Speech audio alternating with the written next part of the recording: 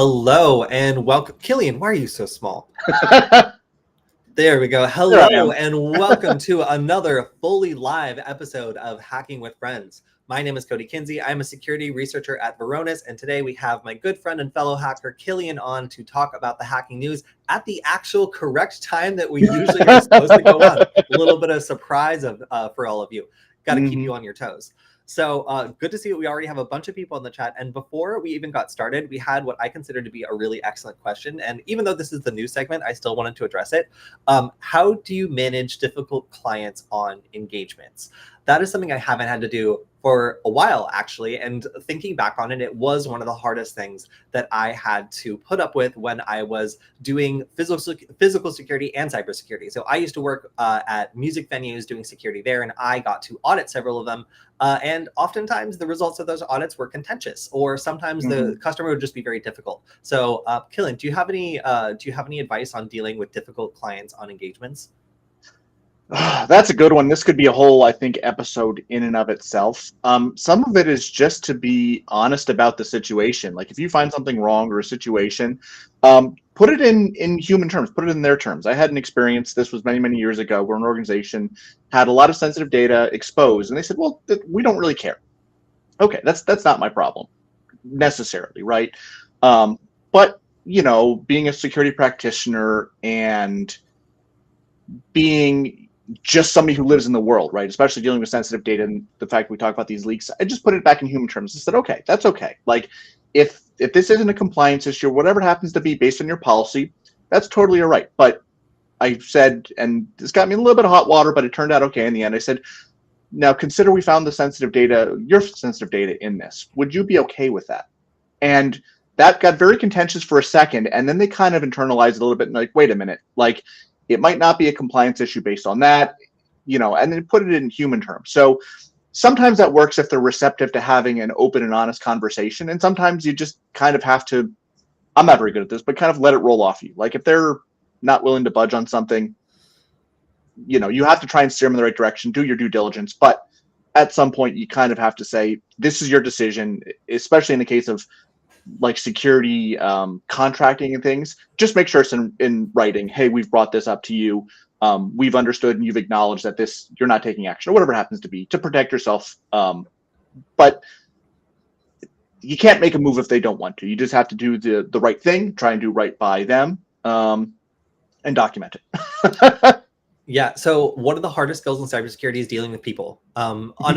Just absolutely, I will say that. Like, I think that writing reports, interfacing with people, dealing with difficult customers, those are all skills that are in short supply and high demand. So when it comes to dealing with difficult customers, I personally have to accept that at a certain point they're hurting themselves. And while it's frustrating to work on a project where I know that I'm right and I know that I'm trying to protect them and whatever, at the end of the day, if they're not going to go for it and I can't win them over, arguing with them, getting kind of sinking to their level and getting like petty or like, you know, whatever else, it doesn't serve anyone. And if the engagement is already going to be limited by what they're willing to do, it's best to just get through it as expediently and as professionally as you can. And if you look back on the situation and you were going to have like your boss or someone else look at it, you would want them to be like, this person was completely ridiculous. You know, you did everything right. Like you were super polite to them. Like you explained everything. You just never want to engage with someone who's looking for that sort of engagement and is being contentious that way. It's just not worth it. So again, having worked in both physical and like cybersecurity, people don't like to hear bad news, especially if it costs them money and it's not going to actually like earn them anything. So driving the point home and like really like get like making sure they get it. Like sometimes that doesn't do the job. And instead a thorough report or some clear cut examples, like Kilian said, of human situations that they would be uncomfortable with happening, you know, if they don't take care of this, for example, might be something to do. So anyway, I thought that was a really great question. It was. The other thing that I'll add too, and this is really difficult to do in business, especially if you're a small business or something like that, but sometimes you have to quote unquote fire a customer. And I've, you know, if something's going wrong or they're not really interested, say, hey, listen, it doesn't seem like this is working out. You're not getting the value that you expect out of this, or you expect something different out of us. We appreciate the opportunity, but you know, maybe we should help you look for a different organization to do this or terminate the engagement. Very difficult to do. Not a lot of people can do it, especially I've never worked for myself. I've always worked for somebody else, so it's not necessarily in the cards all the time, but it's something to have that frank conversation with. If they're just going to be unhappy with you, it might just be best to sever the engagement, honestly.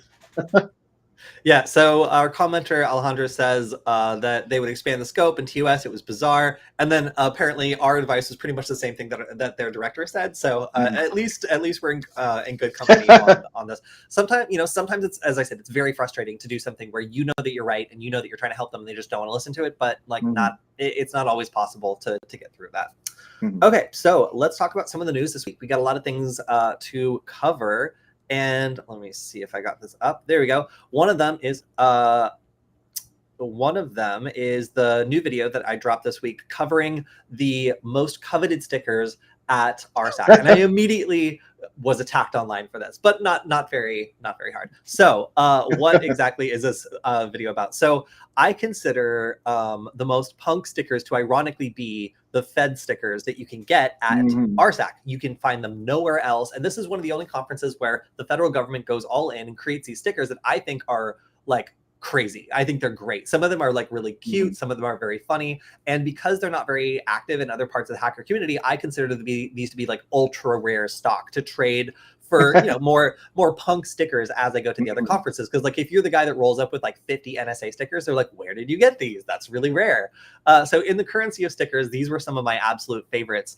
I thought the NSA ones were very imposing. I put this one on my car, actually, and people have stopped tailgating me. It's amazing. It turns out that the ultimate way of getting people to maybe back off a little bit is just rep the NSA with a huge government seal. So all the NSA stuff was really great. You can see some of them here. But I also have to say that CISA did an amazing job. CISA had some of the cutest stickers. They are really relevant to the election coming up and also concepts that we talk about on Security Forward all the time. So finding stickers that were repping like MFA and a bunch of other concepts that we talk about. Yeah, secure our world. I really like that. So all in all, definitely check this out if you want to see my rundown of the absolute best stickers from the federal government at RSAC. And also, I wasn't totally sure what the secret squirrel reference was. I kept seeing it with the NSA, but apparently, if you work in a secure information facility or a SIF, then you are considered to be a secret squirrel. Kilian, did you know about this? No, but I've used like Secret Squirrel Network talking to people as almost like a joke, where we have our little inner chats. But no, I didn't know it had to do with specifically working in a skiff. Yeah, so okay, the squirrel is a reference to a clearance level. It comes from the old cartoon Secret Squirrel. So if you work in a stiff, you're a squirrel or a secret squirrel. Yeah, I knew the old cartoon, but that just shows that I'm an old person. So anyway, I thought this was really fun. If you want to check out some of our new content on Security Forward, this was one of my favorite pieces to put together from RSAC because, as I said, I love these stickers. Oh, and then in the comments, someone coming for me, hackers have really lost their edge. Now they're simping over government stickers. They're rare, okay? You should see the stickers that I trade these government stickers for. They would make you blush. So I'll accept that. But yes, I do love collecting a lot of government stickers. Hey, my money paid for them. You know, they're taxpayer funded stickers, so I might as well get as many as I can get. So I also just wanted to give one last shout out to the Layer 1 conference. It was amazing to meet so many people this weekend. Kilian, I'm sad you couldn't make it, but maybe the next one. Did you know that their badge was a fidget spinner? Like, I cannot emphasize this enough. And okay, there we go. So this is actually perfectly weighted in the center and has a little Hall effect sensor. And you can actually break this out of the L1, layer 1, like outline. And then this little thing right here is a fidget spinner. But if you leave it in, it's actually pretty well balanced and you can make the whole thing spin. And it's actually a persistence of vision, like a POV, like a screen, where these LEDs create a sign as it's spinning around, and it has a built-in RPM counter, so you can see how fast it's spinning, and it displays it on the little screen it creates while it's spinning. That's awesome. So cool. There's so much going on. Of course, nerds love, fidget spinners, so that was like pretty incredible. We had a bunch of people come to our booth, and one of them was Nemesis, who actually won our raffle, and I think that we owe her either a nugget or like one of these colorful pushins, but she shared these pictures on Twitter, and I just wanted to shout her out and say it was awesome having her there. We had oh, that's not us, but that was actually also really cool. But yeah, so if you haven't checked it out before, I highly recommend Layer 1 Conference. We'll be back again next year for sure. And if we met you there or at the after party where I got to play Hammer Jenga, I got a small sports injury. I caught my knuckle on the pavement as I was playing it, but it's about what you would expect. It's Jenga with 2x4s and hammers, and it was a lot of fun. So Nice. if I met you there, then it was great meeting you, I'm sure, because there was nobody terrible at this conference. It was all wonderful people. Alejandro said is going to send us a challenge coin. Those are pretty cool. I don't know if you've ever seen any of those, Kody. Oh yeah, those are super cool. Those are super cool. Yes, I would love a challenge coin actually. I think the next conference we're all going to is DEF CON and Black Hat. But actually, Kilian, I was going to mention, have you ever heard of Tour Camp? No, I haven't. This sounds like something that would be interesting.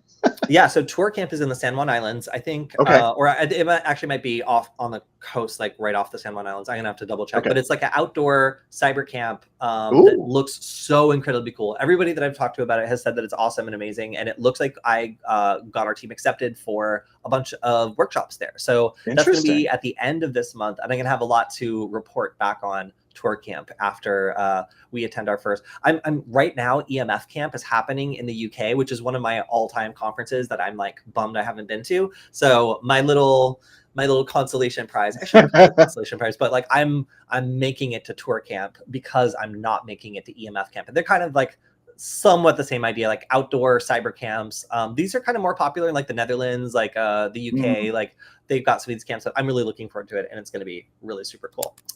All right, so let's get to the news this week. I know that was a lot of other stuff, but we have one story that I wanted to cover, even though it's all kind of still in flux and there's not a lot of details out yet.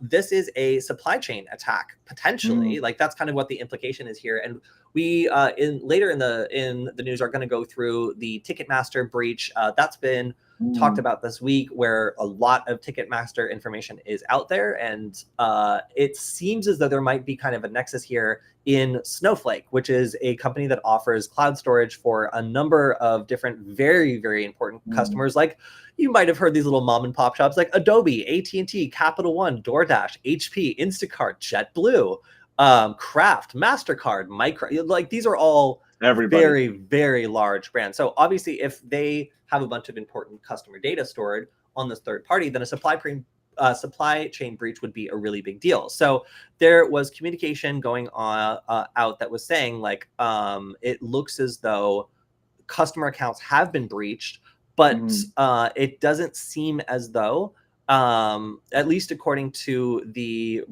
statements from Snowflake, that this was a result of a misconfiguration or vulnerability, misconfiguration, or malicious activity within the Snowflake product.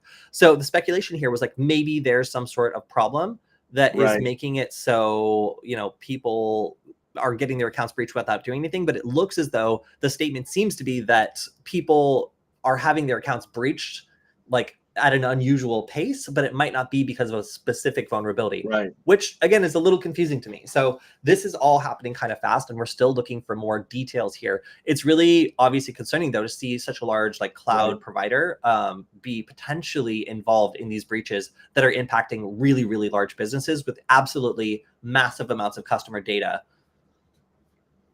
Yeah, this one's going to have massive fallout. I mean, Snowflake's such a gigantic platform, such a massive like data lake. You build your data lakes and all sorts of stuff on there, and data warehouses too. So there's a ton of stuff up in Snowflake as well. I mean, pretty much everybody uses them. They're massive. So I'm interested to see how this unfolds. It seems to be, you know, the implication that it's not a Snowflake issue.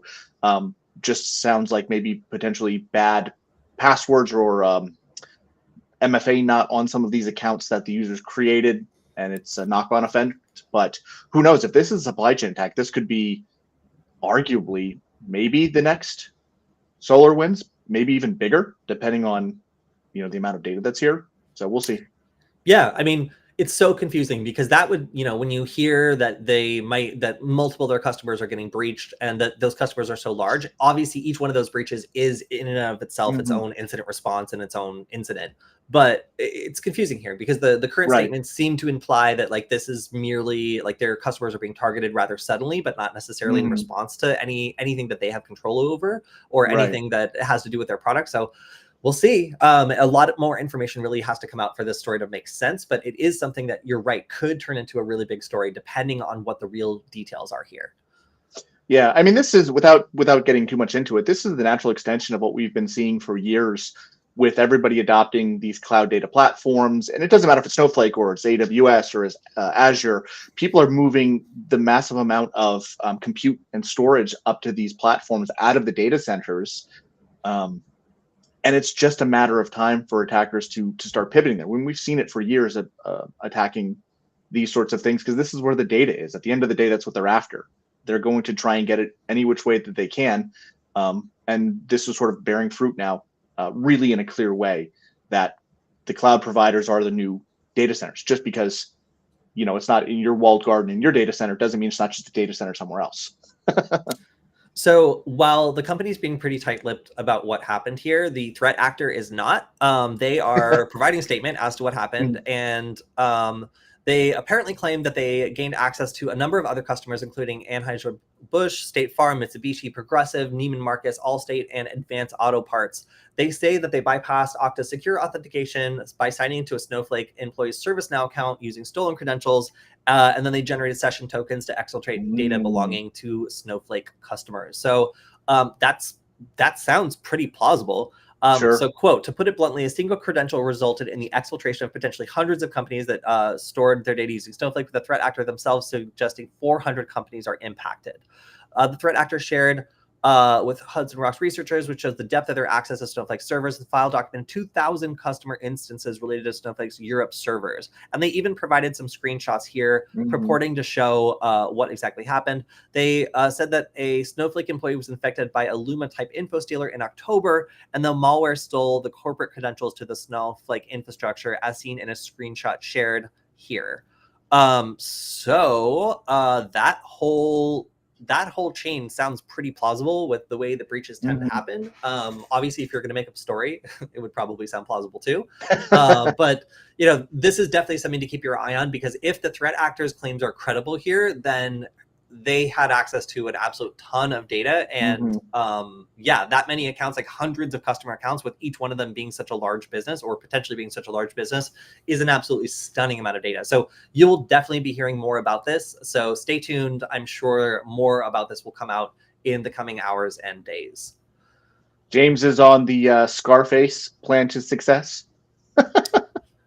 Oh, what's the suggestion? First you get the data, then you get the, oh yes. Oh my gosh. Yeah. What a plan there. All right. So, as soon going from like such a big breach to something like this seems like pretty small, but a critical fluent bit flaw impacts all major cloud providers. I mean, like the fact that this does impact so many different cloud organizations is definitely going to be something that causes a lot of updates and a lot of headaches, but this is something that is an incredibly popular, I believe it's a logging popular logging and metrics solution for Windows, Linux, and Mac OS, embedded in major Kubernetes distributions. So because this is a Log4j style kind of piece of infrastructure where it's just all over the place, used in all these different projects, it seems as though this could be a potentially damaging vulnerability, considering it was deployed 13 billion times.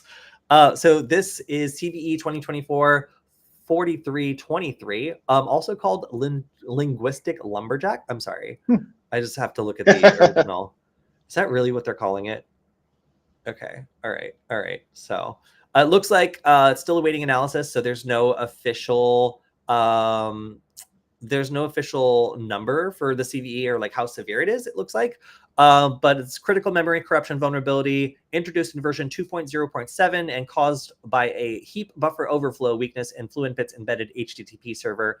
The idea is that unauthenticated attackers could easily trigger denial of service attack. And it is possible to potentially do a more nasty exploit here, but it would take considerably more time. The immediate concern is that this could allow for attackers to do a denial of service attack. And that is enough of a concern that it is a definite patching priority. So yes, if you are in charge of cloud infrastructure, this is definitely something you are going to want to be aware of, especially considering how many different projects this is potentially impacting. All right, next up, this is an interesting story of leaked data. So Bitbucket is a tool used to manage software pipelines.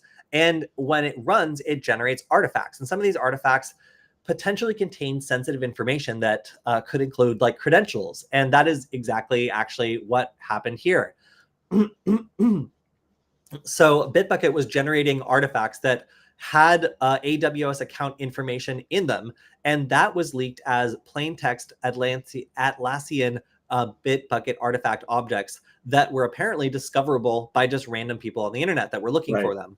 So by like rooting around and finding some of these environmental variables that were exported in these plain text kind of like logs that were created when doing runs of the pipeline, threat actors were able to discover and then log into cloud environments. So sometimes the breach here or the leak of information is actually from a set of tooling that maybe is either exposing something by default, or you're not aware that you shouldn't be putting in like certain information into those pipelines.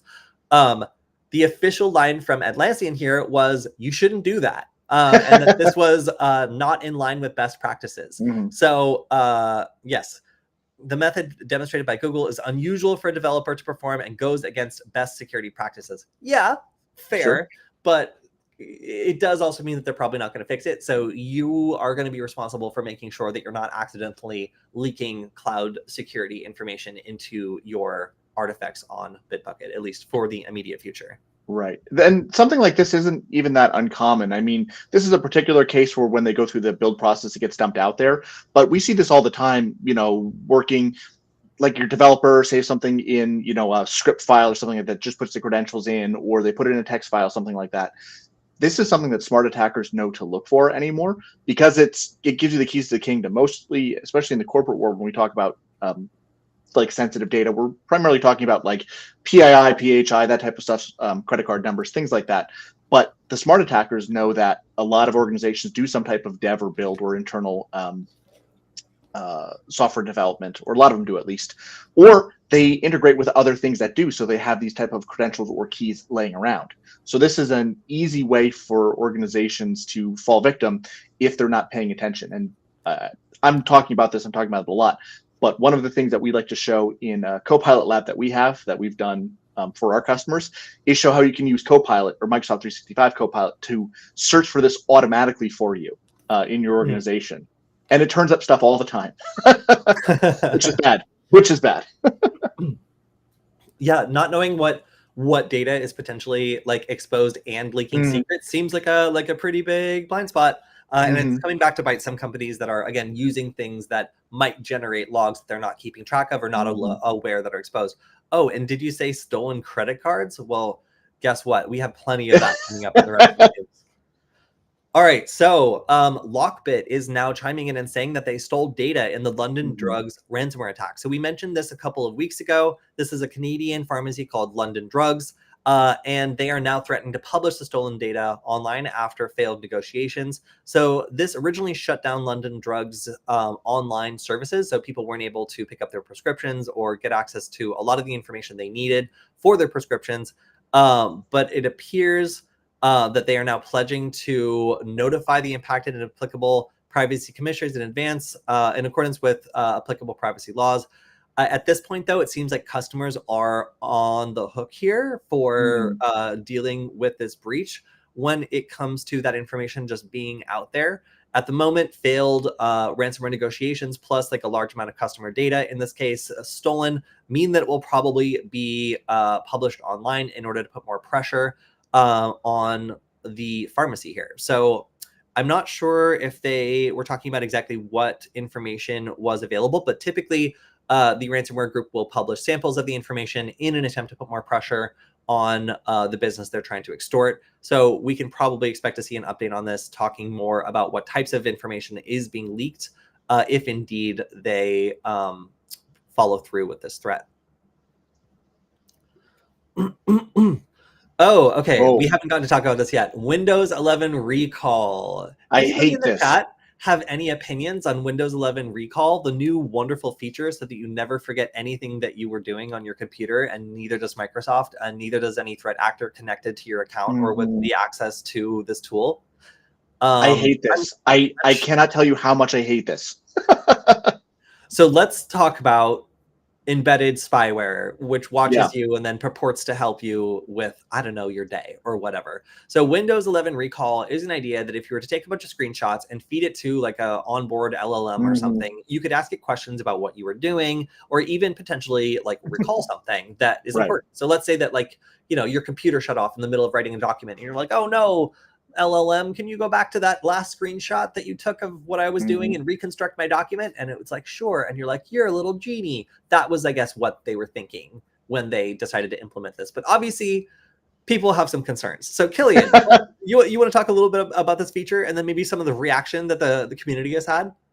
Oh my gosh. So it's funny we have this article because we talk about another one about another spyware company that sells this exact thing as a service. But basically, yeah. But that's basically what they're doing is on all of these. Oh, you mean PC Tattletale? PC Tattletale, yes. This is such a common, like Microsoft has just productized and monetized right into the Windows operating system that like really obnoxious, you know, monitoring software for kids or whatever, where it's going to go through, it's going to take screenshots of everything you have up, regardless of what's there. So if you have sensitive information on your screen or things that you don't want up, it's going to just screenshot all of that. I think there are some exclusions, like maybe if it's like if you're using Edge and you have an in-private window and some other minor things, but it's basically just going to screen cap everything you've got up and store it for search later. There is no use for this. Like sometimes I accidentally close a browser tab and oh well, this gross invasion of privacy is not a feature. And they're like, we swear it's going to stay on your PC and it's going to be encrypted. But again, as we all know, endpoint encryption is only effective if the machine is off. Once you're on and logged in, it doesn't matter. It's read up into memory and it's accessible. It's not encrypted anymore. From like a search, from a unreasonable search perspective, also like having the ability to like subpoena someone's entire computer history, going back to everything they've ever done, seems like a really big overreach potentially, as well as the thought of like the inevitable advertising and monetization of this. If that data source exists, you better believe that Microsoft or someone else is going to analyze it in an attempt to sell you ads or optimize, you know, your advertising experience by looking at what you do and how you spend your time on your computer. So of course, I'm sure they'll try to like anonymize that data. And of course, I'm sure someone on the other end will de-anonymize it. And then you'll have yet another source of like advertising data or personal data being leaked for profit, or at least available to be leaked. And that's not even getting started on the threat actors. If somebody wanted to hack somebody else and they had access to this information in any way, shape, or form, this seems like an absolute nightmare. So from everything from like people who are stalking their partner, who like you know maybe have a shared computer and then I'm going to go back through like everything that partner, like this is just, I can, on every front I can think of, it's like blind to like real world concerns. So I think like a lot of people are maybe not so excited about this feature, and you can see that you can see that reflected in the chat. Although hey, never mind, we have a supporter. Yeah, it is really cool. What a great feature. So yeah, most people absolutely hate this. The clamor to bring useful AI to everything is in some ways trampling on some other things that I thought we all decided on. Like we don't want like a constant recorder of our computer, even if it means we can go back and look at what we were doing, let alone like one that's like parsing information from it and potentially sending it back to somebody else. So we don't want it, send it back, / kill it with fire has been the reaction from the community. We will still see whether or not it gets rolled out. Sometimes these things have been stopped. I believe that was the when Apple was proposing doing like client-side scanning of encrypted messages, and a lot of people were like, absolutely not, and they dropped it. So maybe if the reaction is visceral enough on this one too, they also will not do that. But I agree with with this guy. Future data breaches are gonna be wild. All right, next up. So this is an interesting look into the, I guess, like hardware or like software networks that hackers use, especially nation state hackers use in order to stay anonymous. This is no longer just like a proxy or like a VPN anymore. This is now like a criminal enterprise where people will breach huge amounts of routers and servers and things and stitch them together into sophisticated private for sale networks for criminals to use. And the advantage here is you can bring your own sophisticated routing. You can make it look like you're close to a victim and have the ability to pop out of like a residential router or something, like very close to the area that you're targeting. This has been used extensively by Chinese linked state hackers to be able to hack businesses in other places. And this sort of level of sophistication is at least kind of new to me anyway, when it comes to how much these private networks allow you to do and how just blatantly illegal they are. They're also super difficult to take down because the threat actors are constantly rotating through hijacked, stolen, or compromised servers. So every time you take one down, they just start implementing new ones. And the idea here is that you're bouncing things off so many layers of infrastructure with so many levels of obfuscation that it's incredibly hard to trace anything. And of course, they don't respond to subpoenas. And once you shut one down, another one pops right back up. So some of these have been targeted with law enforcement actions. And I think we might actually cover that in another story. But the reason why law enforcement is getting so serious about this is that these networks are now getting sophisticated. They're really getting to the point where criminals are able to buy access to just about anywhere in terms of looking like a unflagged internet user that's incredibly difficult to detect. So this level of sophistication is just extremely interesting to see. And again, if you see why government agencies are adopting real like strict policies going after these groups, it's because they're enabling so many ransomware actors. They're enabling like cybercrime and also nation state actors that are going after, for example, critical infrastructure, which really makes governments mad. So here is, I think this is not that confusing. No, it's pretty good. Yeah, it's my weak nomination for confusing graph of the week. So far, I don't know like what's these servers that are just watching everything are doing, or like why they're in the graph. But I think I understand just about everything else. But yeah, so this is absolutely something that you should be aware of if you're wondering like how sophisticated threat actors manage to connect to things on the internet without getting caught, then burning tons and tons and tons of random people's routers while attacking corporations and stuff. Like that's kind of how this works, because these networks stitch together a lot of compromised devices and allow threat actors to pop out of tons of weird and unexpected places. All right, the Northern Ireland police are facing a $750,000 fine, which they have apparently accepted after exposing their staff's information on the internet. That includes the surnames, initials, ranks, roles, and locations of police officers, including undercover police officers. And this caused apparently some people to have to either move or change their routes and routines in order to avoid being discovered / harassed / compromised in their investigations. This fine is much lower than the normal figure, which is apparently 5.6 million, taking into consideration that they're a public organization and they have a finite budget. But yeah, so kind of a relatively low fine, honestly, based on the amounts that were proposed typically. The funny thing is, or not the funny thing is, the interesting thing is, I believe the information got accidentally leaked because they were, actually it's right there, it's in the middle of the paragraph. They were fulfilling a Freedom of Information request, and when they exported the data, apparently it had like extra tabs in the Excel or something that they didn't realize were there, and they just published it like online.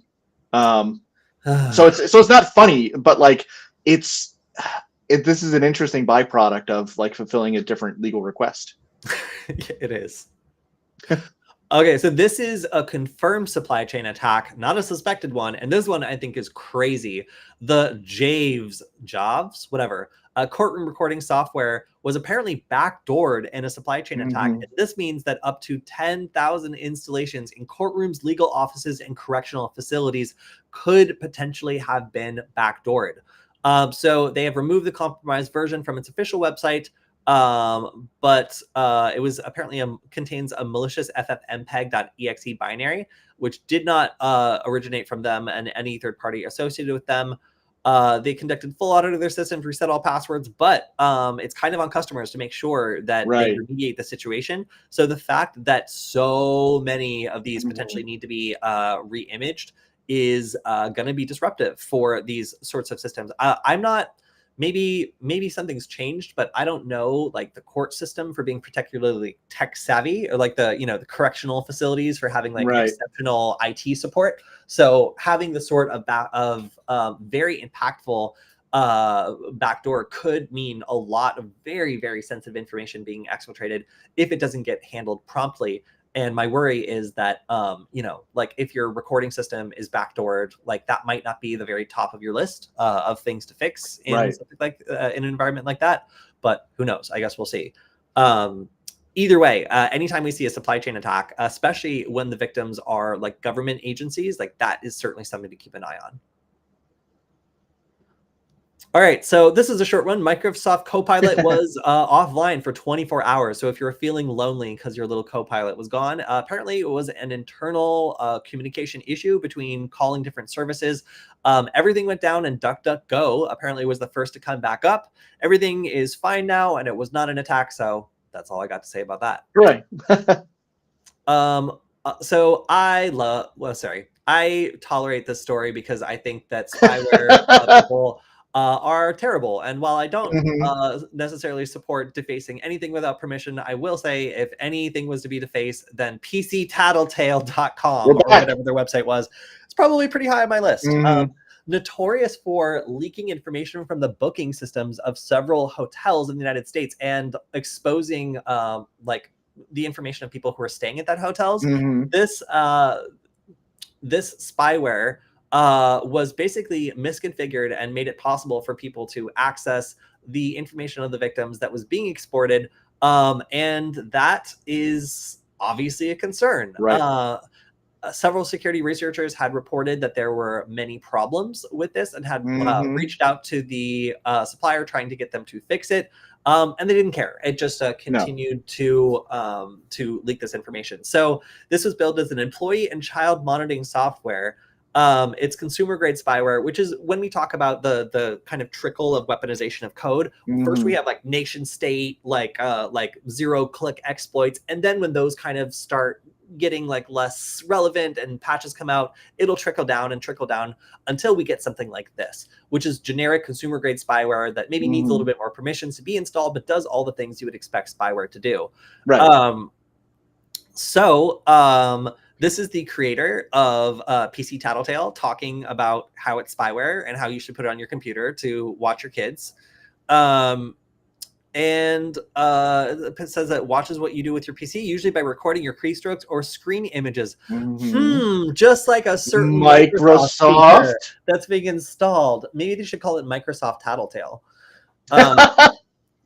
All right. So what happened here was, after repeatedly warning about there being flaws, or repeatedly being warned about there being flaws here by multiple security researchers, somebody eventually decided to deface the website and dump the database. So that means that I would love it when people who like commit crimes like comment directly to Bleeping Computer. That's why I love Bleeping Computer as a news organization, because like they're the only like place that everybody trusts to just like gab. So they breached the people who breached the site shared a video what they claim is the website owner trying to restore the site via FTP. Ironically, the video was allegedly taken through PC Tattletale software, which is installed on the owner's own device. This is horrible, but this is like, this is such poetic justice. This is amazing. Threat actor just sitting there watching the guy try to fix the website, like using his own misconfigured spyware tool to watch him. So I have been crying all morning about the fate of PC Tattletale. It is truly a sad thing to see such a wonderful company experience defacement and breach. Very, very sad. The one thing I will say is anybody who has had the spyware put on their computer, having your data breached is not a good thing. And I would say to the threat actor, maybe don't do that part. But Right. as for the website going down, I think the website probably should stay down. And it seems like the threat actor agrees as it continues to be down. Troy Hunt has updated Have I Been Pwned with information, including data from the 100 gigabytes that has been leaked from PC Wow. Tattletale. That includes device info, MD5 hash passwords. That's not good. And SMS text for 139,000 unique email addresses. Of these emails, approximately 58% were already in the data breach notification service. That is pretty remarkable, though, that many new entries were made. So this is a big deal. And again, like, so much information was both stolen, poorly secured, and then dumped on the internet that you're definitely gonna potentially get some Have I Been Pwned updates, especially if you've stayed at like one of these hotels that had this installed on their computers. Really sad. Kilian, ICQ Messenger shutting down after 28 years. Ugh. This was some early day stuff. I remember this. Yeah, so prior to AOL Instant Messenger, which arguably was my favorite messenger, there was ICQ, and this continued to be popular until apparently now. So a lot of people are very sad about this, and it's going to be stop working on June 26th. They're saying that you can switch to VK Messenger, which I've heard touted as an alternative, but man, like, ICQ has been around forever. It's just like it's like the ocean. You expect it to always be there. So ICQ didn't share any details about why they're shutting down. And it's not immediately clear like what is happening here, but it's the end of a software that a lot of people use to communicate with people for maybe their first time on the internet. And yeah, I think a lot of people will miss it.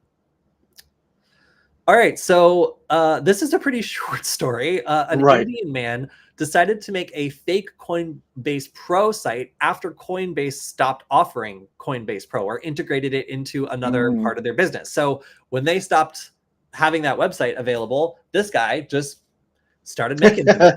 And the idea here was to allure people to a coinbasepro.com domain, which was either no longer in use or was similar enough to a legitimate Coinbase website that Coinbase customers thought this was Coinbase Pro. So this is a now defunct platform designed for professional cybersecurity cryptocurrency traders and investors, offering advanced features like real-time order books and detailed charting. So this guy just made a website that looked like this service that they wound down, and then relied on people not having gotten the memo that the service wound down. Right. And that was it. And based on that genius plan, he stole $37 million in funny crypto money just by getting people to log into this fake website. So crypto crime always astounds me. And the fact that you could just take a service that was wound down and rely on people's bad memory or just, again, not getting the notification that it's no longer an option, pretty incredible. All right, we got some more to go through, so we'll try to get through them. I'm going to skip this one. This one is the real tragedy. If any of you are watching on YouTube with ad blockers enabled, a lot of people are reporting that videos are now skipping to the end or muting and making them absolutely unwatchable. This is the latest escalation in the war between YouTube and people who just want to not get bothered while listening to some chill jazz.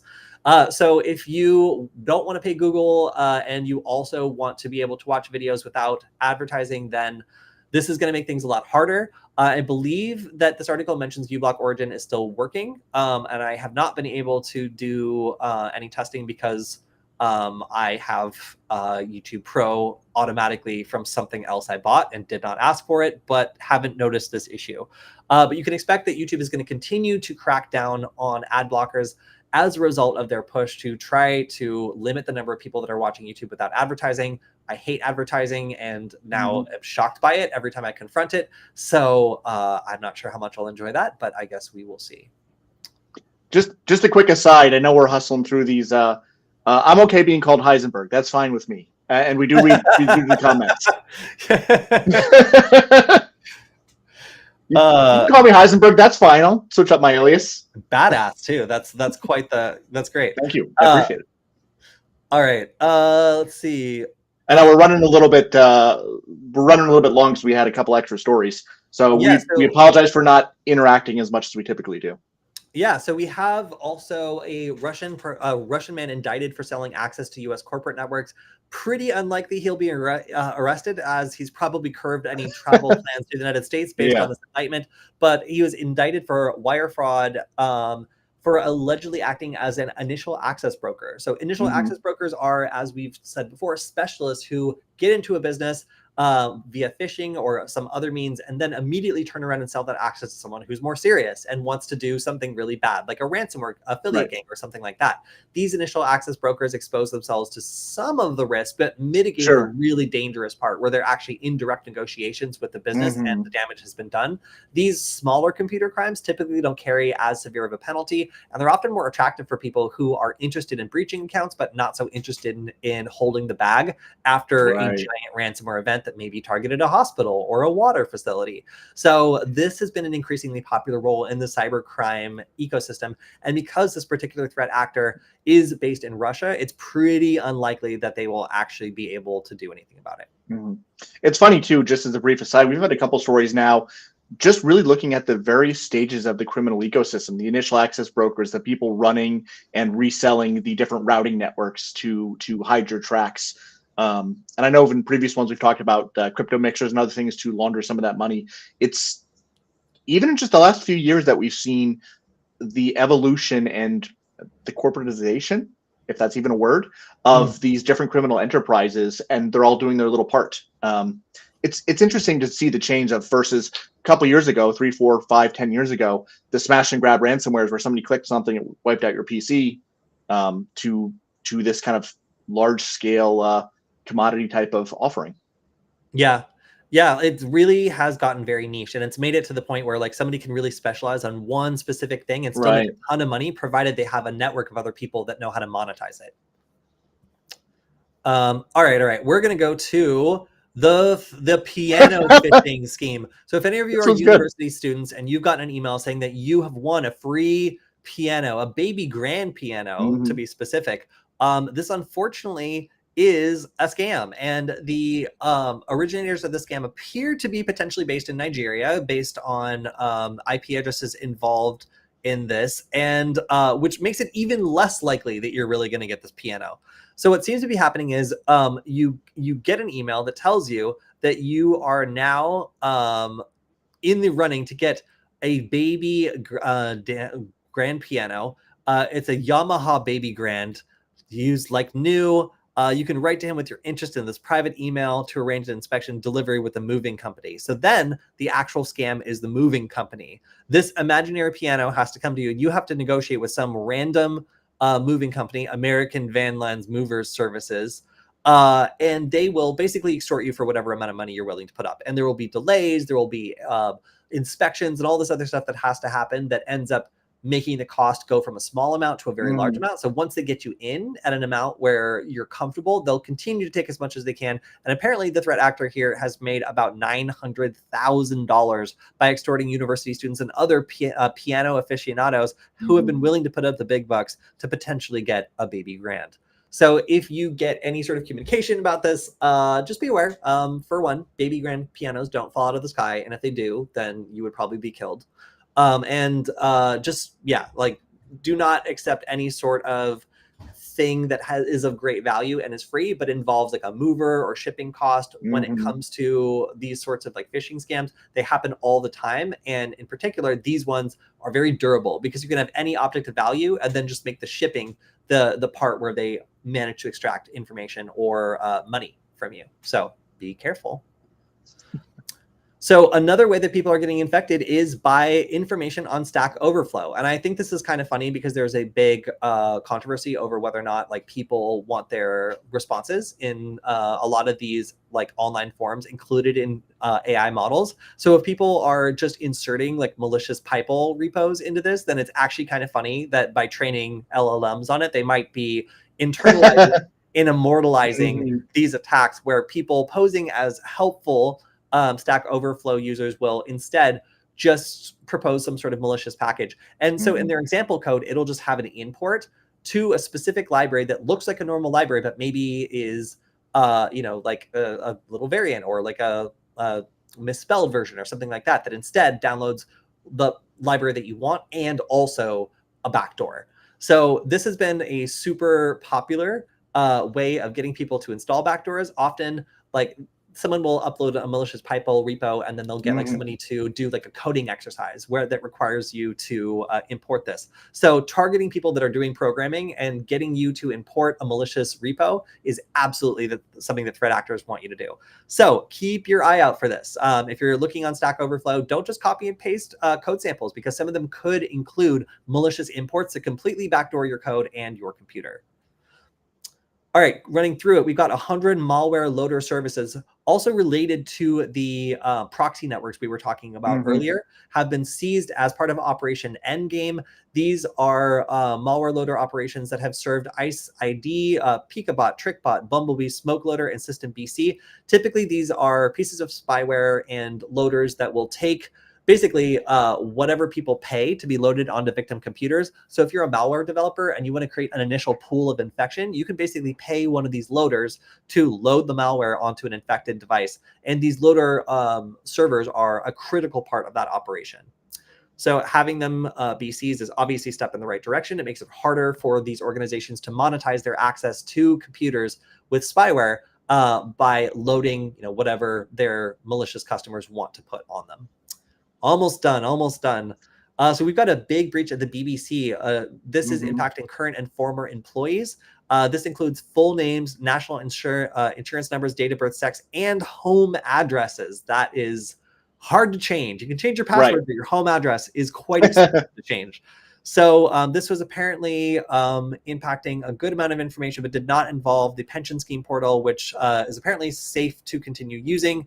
But there's no specific information. There's no specific action for affected members to take. But it is a lot of sensitive information to be breached, and a lot of sensitive people potentially impacted by this, being as they have a public role or they may work at a media company. I can't remember what the exact issue was. I think it might have been like a misconfigured like bucket or something like that, where it was just out there. I don't remember this one positively, but so common this happens that something gets exposed publicly like this, and boom, this is what you have. All right, this is our second to last. We're going to breeze through it. Mysteriously, 600,000 routers were bricked in a 2023 attack against a specific American telecommunication company. Now, what was interesting here is that so many routers were taken offline that it caused a lot of disruption in a relatively localized area. So we know like our ISP will typically select a type of routers and a configuration, and that will allow them to like push out a whole bunch of routers that are all pretty standardized and manage them.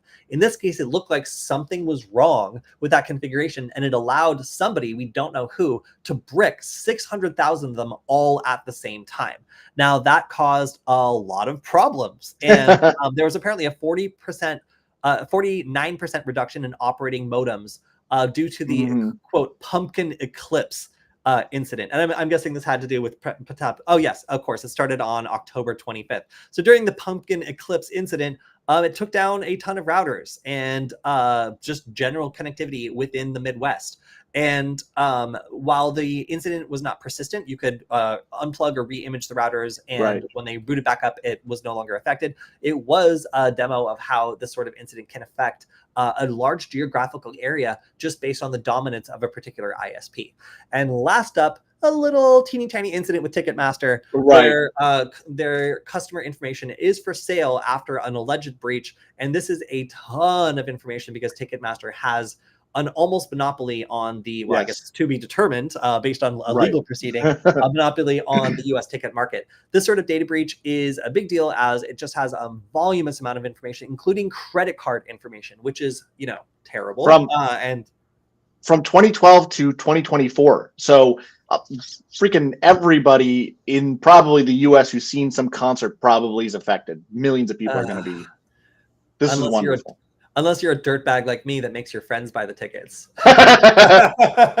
So I may, for once, be not in this data breach, but if we're playing who's getting free credit monitoring, it's 560 million American. Yeah. Is that might be all of us? Yeah. So this, as I said, could actually be related to this other incident we're talking today, which is absolutely not the one that I just clicked on. There we go. So it could actually be related to the Snowflake account breach. We're going to take a look and see as details come out. I'll be looking more into this today, but definitely keeping an eye on this as it is probably has the potential to be the biggest story of this week. So that is all we've got time for today. Kilian, thank you for joining us again. A lot to talk about, and I know with like travel and everything, I think I wasn't able to go live last week because, because of layer one. So if you guys want to keep the stream going, Kilian, get back here. Sorry, equality. There we go. So if you want to keep the stream going, you can always go to varonis.com/Kody. Every time you go, it lets the people of Varonis know that you love the stream. You want us to keep going twice a week, every week. And also you can check out our great Copilot lab that shows you all about how to both set up Copilot correctly and all the terrible things that could happen if you don't. So we talked a little bit about data exfiltration, finding exposed data. Well, that works both ways. Copilot can both do it, find the data, but also accidentally expose it. So if you want to check out a great lab on how to do that, then varonis.com/Kody, that's Kody, both supports the stream and will teach you a little bit about securing your AI. All right, that's all we've got for today. Thank you, Kilian, and everybody in the stream. We had so much to get through, so I'm sorry I was only able to answer one question. But hey, check us out on the Wednesday stream where we'll answer all of your questions. And if you want to leave a comment on the YouTube video, I'll make sure it gets answered on Wednesday as well. So all right, everyone, have a good weekend. See you next time. Bye.